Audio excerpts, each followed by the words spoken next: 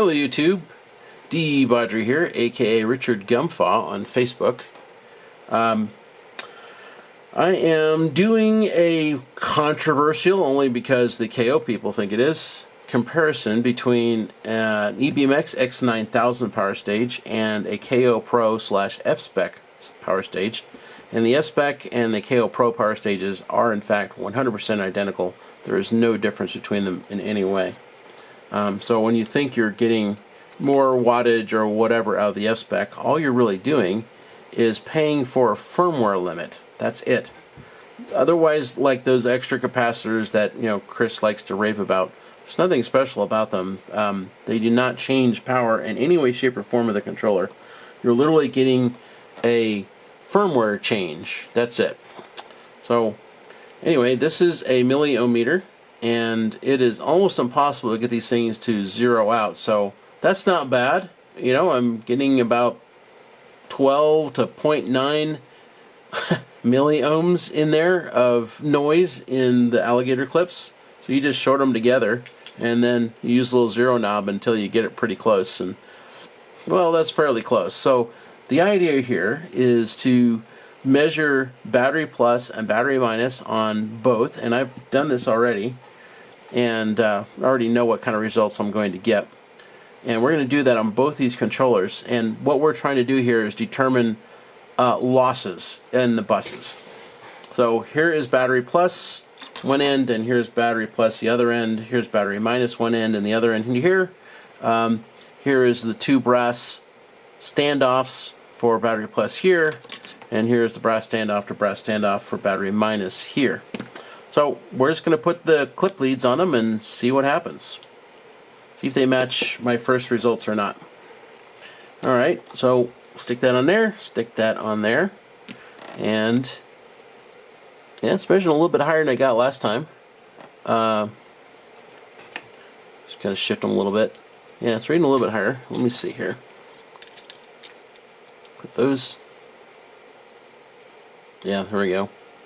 I'm in the grass. Let's adjust this back down to 0. Oop, that's pretty close. There we go. Yeah, there we go. That's a good number. Okay, now they're zeroed. That's the problem, is the leads weren't zeroed. Let's put that on there again.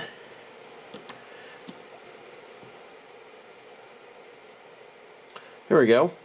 So that's saying 0.1 milliohms, and I wrote down last time 0.15. I'm going to leave that number right there as it is, because it's higher. It's still a really low number. Let's try for battery minus.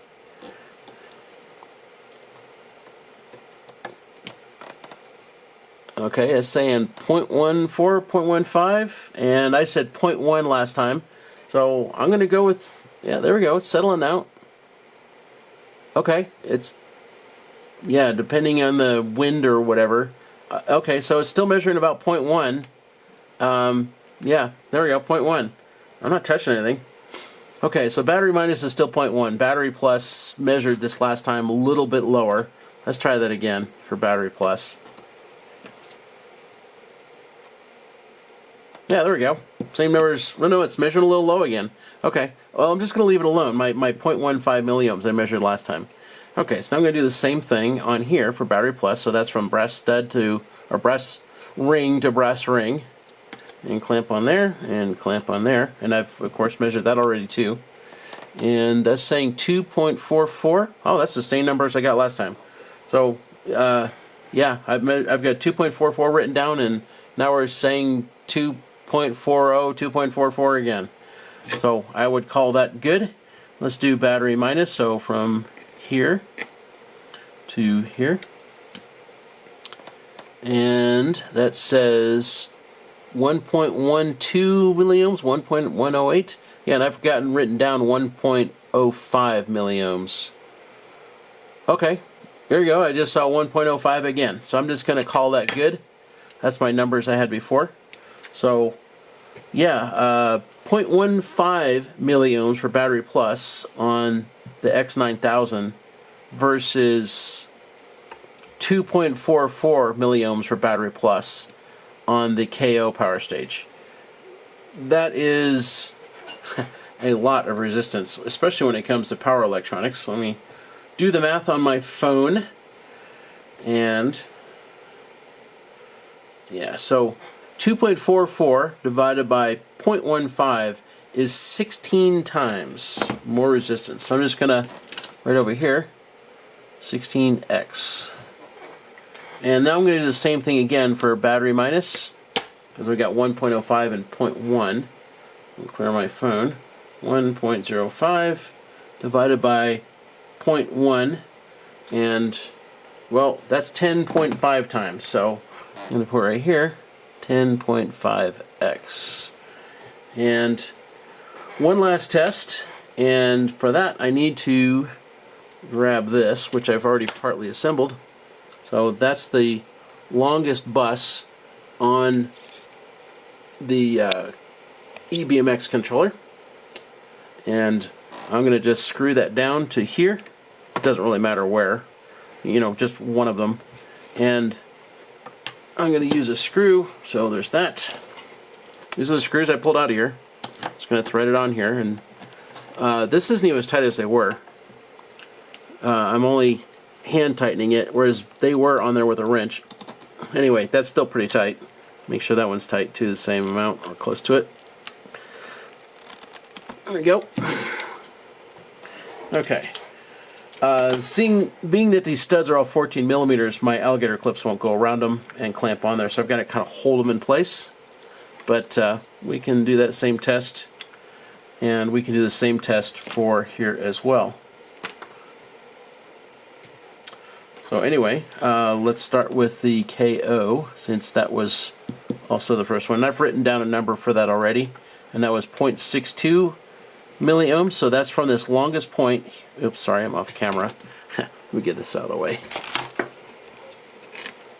So that was from this longest point, from here, all the way over to the stud. So anyway, I can clamp this right there. Oops. There we go. Stay. Guess I'll have to hold it and clamp that on there. And it says 0.76, and I wrote down 0.62. Yeah, there's going to be some variation when you're dealing with extremely low resistances like this. That's the case. I was going to go with my better number I had before. So 0.62 milliohms from here to here. That's what I measured. So now we're going to do the same thing. The longest connection point on the EBMX power stage 4-phase. And so that's going to go to here. And that's going to go, I'm going to push this on here, kind of have to here, because it won't stay on there otherwise. And there we go. I'm reading 0.18, 0.17, and I have written down 0.1 or 0.21. So I'm just going to leave my 0.21. You know, it's the more generous number. Okay, so yeah, that's literally 3 times more resistance in the KO power stage than there is here. 3 times more resistance, and that is for the longest phase run on either one.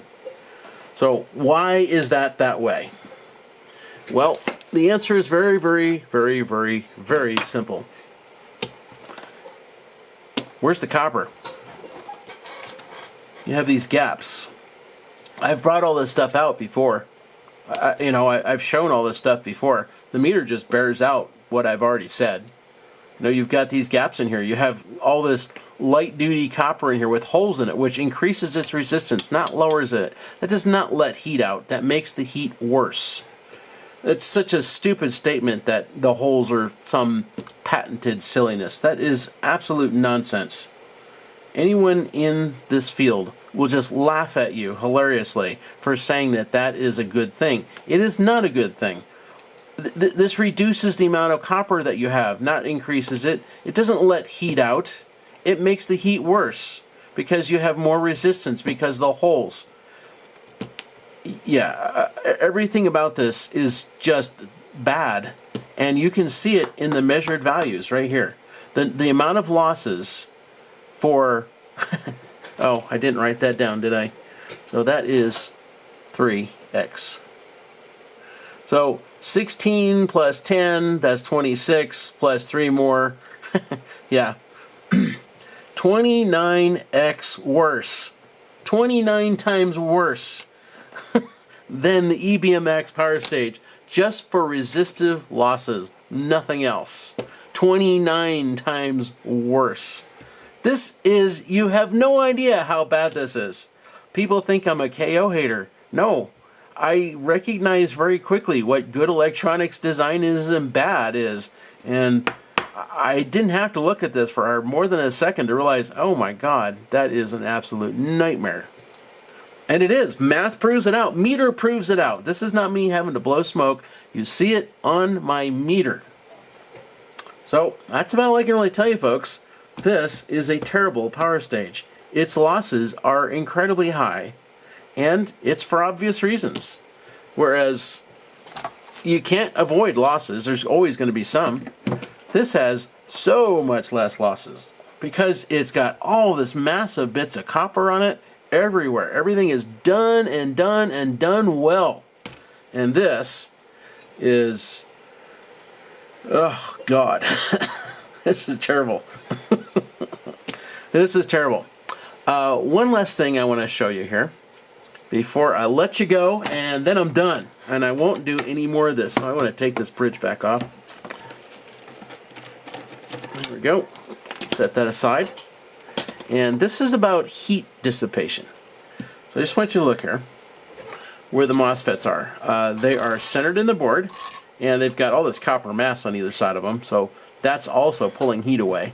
So they're very centered in the board. And you know, this is aluminum. So the more you can have your heat generating components, i.e. MOSFETs, centered in the thing, the better they can distribute heat away from themselves through the aluminum and off to the heatsink. Okay, so here is the KO power stage. And as you can see, the MOSFETs are all in the top half or less. Yeah, we'll call it the top half of the board. And they're not down here at all. So the vast majority of the heat transfer out is happening in this top half, and almost none of it's happening down here. Whereas over here in the EBMX power stage, the MOSFETs are pretty close to center, and so they're going to be able to radiate heat in every direction pretty equally, and you can't do that here. So this is going to cool much more poorly. Also, its losses are significantly higher, as we saw in the meter. And those are big reasons why this gets hot. You've got all this resistive losses in here that's just making heat, and you don't have it over there. And you've got far poorer cooling just because of MOSFET placement here than you do on the EBMX power stage. So yeah, of course this overheats. Well, I think that's all I want to talk about. I hope that helps some folks out, and maybe some of the haters hate me less because, you know, I'm just doing science. I just know how electronics work. That's it.